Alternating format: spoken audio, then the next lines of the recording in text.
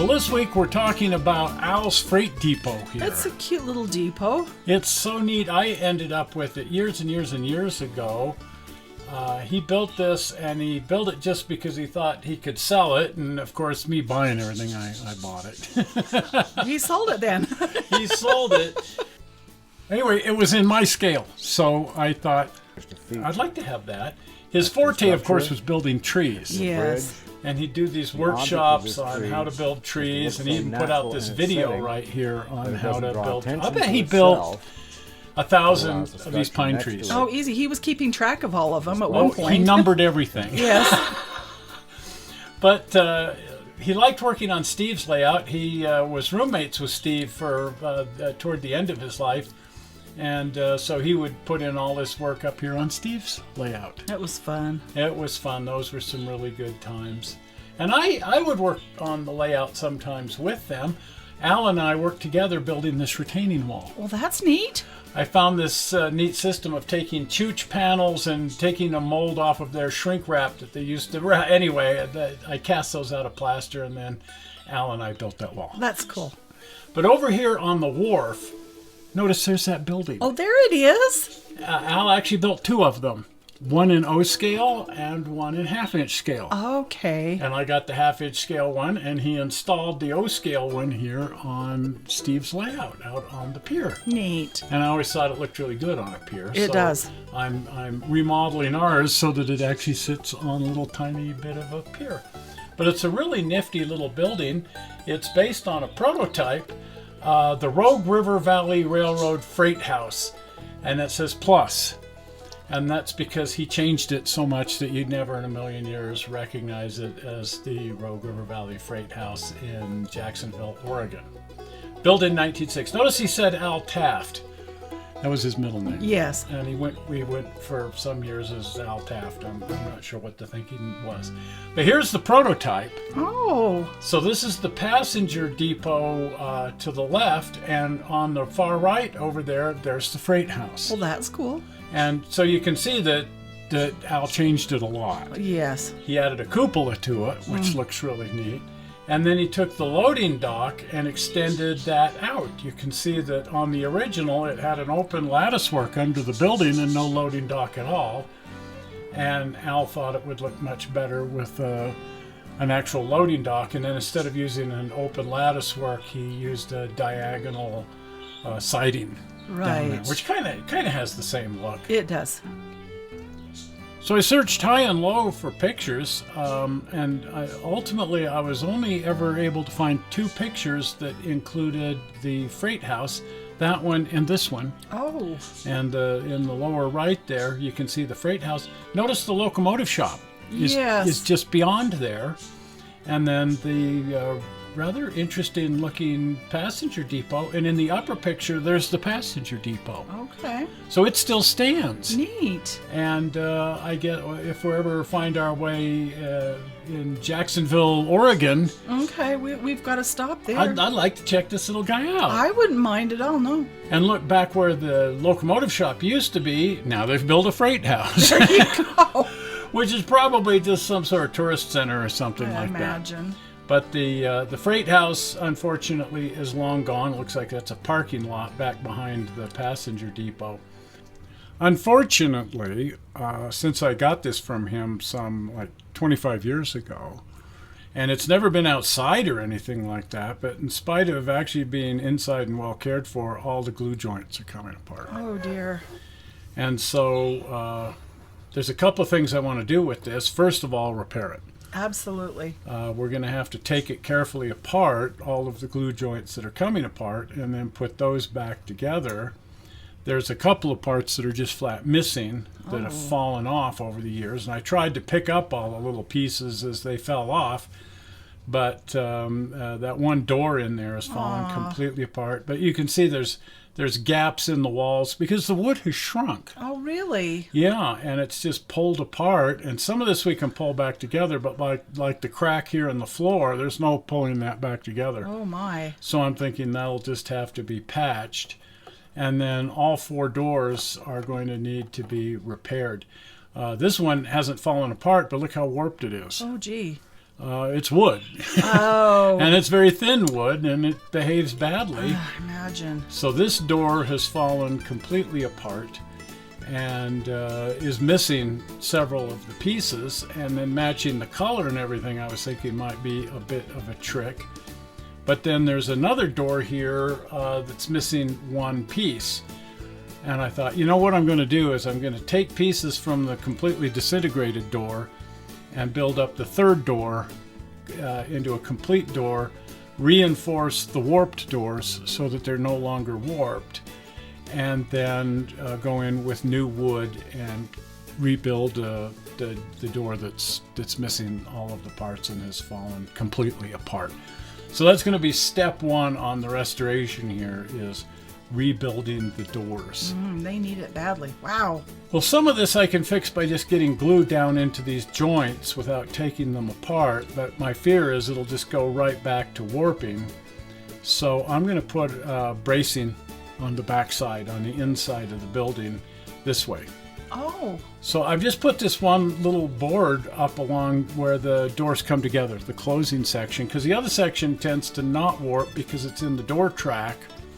It's the free hanging part of the door here that hangs out into the space that really wants to warp. So those little strips on the back, and they don't look bad at all. And now the doors slide open and closed, and they work just fine. Well, I really doubt we're going to get up there and open and close them that much. No, I just like the idea that that they work. That they can. That they can. But I think what I'm going to do is mostly leave it with one set of doors closed because I love the look of the doors, and then this other set, the really broken set. If I can't match it exactly, then at least I can just leave those doors open. But I want to try to make them as nice as I possibly can. So this is the door that needs parts, and this is the door that's going to provide the parts. So I thought if I can just peel off that one piece at the bottom of the door, that's really what the other door needs. And then that way all of the patched wood will be on one door. So if it doesn't match, it won't look as bad. And I've got a lot of strip wood. Yes, we've got tons. Well, after building this many models and stuff, there's always spare part. Everybody has a box of spare parts. Tons of balsa. Now that's a lot of wood. That's a lot of wood. So this is the door that I'm rebuilding, and I've put one strip at the bottom there, and I need to find some proper strips to put through the middle. But again, I've reinforced it from the back, so I think the doors are good to go. Yes. So how are you going to go about fixing that roof? Well, there's two things I want to do with the roof. It needs reinforcing, and the glue joints need to be reestablished, but it was originally glued to the building, and I want it to be removable. Absolutely. Because that's just kind of a policy on the railroad. Everything is removable from the benchwork, and everything has a removable roof. And that way, if we need to get inside to rearrange things, or we just want to add some details or replace a light bulb or anything, we can just take the roof off. And that cupola part up there is good. Nothing needs to be done there. But for the most part, I'm going to pop loose every other glue joint here. Oh, man. And then redo those glue joints, and then start going through and patching in missing pieces. Right. Because there's a few little tiny pieces here that are missing. Mostly the gable ends. You can see that there's a whole bunch of those little gable ends that are missing, and shouldn't be too tough. I've got a plan in mind of how to go about that. But first up, I'm going to loosen all these glue joints and then reseat them, just using super glue. Because Al used Ambroid. Ambroid. He loved Ambroid, and I don't know if that's one of the reasons that it fell apart. But with all of the glue joints reset, it's actually now much squarer and much more rigid than it was. It's pretty good. I think I'm going to go ahead and do a little more reinforcing, just out of fear that it might try to warp again. It might. But next up, I want to replace all of these little missing truss ends or joist ends, because there's a bunch of them that are here that I can use as a pattern to recreate them. but I need to make about 10 of these. And I've got a Northway Shortline chopper. Oh, those are so neat. This, I couldn't model without this thing, and I know Al used one of these when he built the thing. Oh, really? They've been around forever. They're a handy gadget, I'll tell you what. But once I figured out the angle here, that was the trickiest part. I kind of used the SpaceX approach of just cut one out and see if it fits, and if it didn't, cut out another one and see if it fits. That's my method. We just kind of eyeball it and figure it out, and then once I had one that worked perfectly, I could use the chopper and just reproduce it. And so I was quickly able to knock out about 10 of these, which is more than I needed, but I assumed that I'd get some of them wrong. Right. I don't know why I would assume such a thing. The little tiny piece of wood like that, what could go wrong? But notice here the roof is still slightly bowed. And especially if it's going to be removable, that can't happen. So I'm going to put a brace. I'm going to use a piece of wood about this size and then just glue braces from front to back across there. And now look. Oh, look how straight that That's is now. perfectly straight and flat and square and strong. And it's got all of its gable ends in place. And now I need to make sure that it'll actually slide on and off the walls. Ooh, there's the test. That's the test. But first up, I need to repair the basic building itself. Mm-hmm. So it's got this big crack up the middle of the floor, and as I say, I tried everything to try to pull that together, but the wood has just shrunk. Dear me. The crack in the back wall, I can kind of pull together, but I'm concerned that when we put lights inside here, it's going to shine right through there. Of course, that's not going to look right. So even though I can pull it together, I'm going to cover that up and then really add some more bracing here because, again, it's all out of square. Yes. So I'm bracing the bottom with both horizontal and vertical pieces here, and the same thing at the top. And notice now the walls are nice and straight and square. And if I've done this right, which is never going to be, the roof... both the roof and the walls should be square, and the roof should actually slide right down onto the walls. But well, it's got to, that everything Al did was precise. it was square when he built it. That's right. And so if I just pull everything back together, I'm thinking that the roof will easily go on and off. And in fact, it fits very snugly on there. Oof. But it's easily removable. Well, that's good. So score, it worked. Yay. Okay, now on to the dock that the whole thing's going to sit on out over Strebel Springs Pond. Oh. So first thing I built was the foundation, and we looked at that in one of the previous videos. And the pilings here, I originally called them bents, but they're pilings. Pilings. And so the whole building will sit on that. But I need to rig together a key system here. Oh. With these front to back braces and then the electrical wiring. Yes. And everything in here is going to be plug and play. Everything's going to be on a plug. So when I need to remove the building, I just unplug it and slide it off. There you go. So look at that. I should be able to just drop this onto those. If I figured out my math correctly, it should just snap right in place and drop right on top of there. And fit snugly, and there it is. Neat. And then when we get the wires inside here, we'll just plug it in before we put it in place, and then notice the roof fits down snugly on there. I did try setting my phone inside with the light turned on, and yeah, there's light There's coming. a lot of light. Well, those phone lights are so bright. So when we do the interior lighting, we'll have to address that. Yes. And then there's this piece over here. This is the bridge between the passenger depot and the freight depot. And it's kind of a neat little structure. It goes over the stream, and but it also has to be removable because part of the wiring connections, here again, I like everything to be sort of removable because look, there's my electrical junction right underneath there, and I can cover the whole thing up by just snapping the boardwalk and the bridge in place, neatly keys in place and covers up my wiring, but I can get to my wiring. Real life should be that way. Wouldn't that be nice? Yeah, you don't have to tear holes in walls or anything. Yeah, just lift your stairway out. That's right. Except a real stairway might be somewhat heavier than this. Yeah.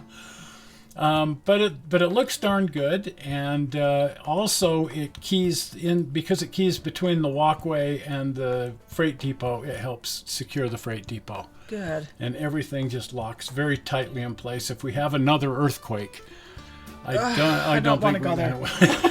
Don't want to go there. Don't want to go there. No. One earthquake is enough That- yeah. every 20 years or That's so. right. Anyway, I need to get stain onto the bridge. And the thing is, Al stained his building, and I wanted to match the color. So what I'm doing is I'm mixing Floquil walnut stain with SP lettering gray That should work. from the old railroad colors. And then I just did a bunch of test strips there to find the color that Al used. And there it is. Well, that's awesome. So now the bridge should match in perfectly. Also went through and painted each board in the boardwalk and the platform individually. Right. I like to do that. Instead of just painting the whole thing, just paint one board and then the next board and then the next board and then the next board with a slightly different mix of the paint. And then that way each board has its own sort of individuality. As it would. As it would. Yeah. And then it does tend to look a little bit stripy when you get it done. And what I find is if it's a little too stripy, that's easy to fix. You can just come over the whole thing with gray. There you go. So there's the finished product right That's there. good. I just applied a thin wash of gray to get rid of that stripiness. And it matches Al's building, which was key. I didn't want it to stand out as looking something different. And I think it looks quite nice. It looks neat. Yeah. And the freight house manager here can now go up and down the stairs to the passenger depot, and all is good. Except we need a handrail or he's going to fall in the river. Well, maybe you want to build some handrails. You work on that, and I'm going to zebra stripe the platform There over you here. go. And I worry about your little figures. Don't want them to fall in the drink. Here's another thing I did with the passenger depot. I thought, the passenger platform should be more beat up than the walkway, I think, yes. because there'd be so many people and baggage and crates Ripples, being man, moisture. once I got that first coating of stain on, I went through and knocked down the high places with a sanding block to bring the wood through to make it really feel like it was beat up. And then I came through with some nail holes. You're going to have nail holes, that's right. And okay, a Sharpie produces maybe a little too much of a nail hole, but again, if they look too big and too obnoxious, you can just lightly sand, Yes. and they'll become much more subtle. Right. What Al did is he just went through with a pin, a sharp pin, and poked nail holes in there. Oh, neat. But you really don't even see them. They're there, but mine is maybe a little too obvious. Anyway, on to lighting. Oh, I'm going to build the Dietz Pioneer here, that's neat. and that'll be a future show. I want you to build an interior for it, as you've been doing for all these buildings. Yes, bring out that balsa wood. Bring out the balsa wood and build a bunch of crates and interior for the building, and I'm going to be working on the lighting, and we need some railings. Yes, this guy looks like he just doesn't want to fall off in his suit. Well, it'd be a nasty fall and Oh, in his yeah. nice suit. This is the railing. I was thinking 2 different railings. We'll use a railing similar to this on the stairway, but where it goes out over the dock, they need to be able to take the railing down. So a rope that can come up and down That would work. as needed. So we're ready to move on to that. But I think that will be a future show. Yes, definitely. Well, if you're not a subscriber, you're about to have your great opportunity to subscribe by clicking on the blue button. Are we ready for that? Zoink! Right there, the blue button. Yes. Well, we're not sure how you found this video on the internet. We hope you didn't find it boring, and we will be back putting in railings and lights and stuff. We'll see you See then. ya. Bye-bye.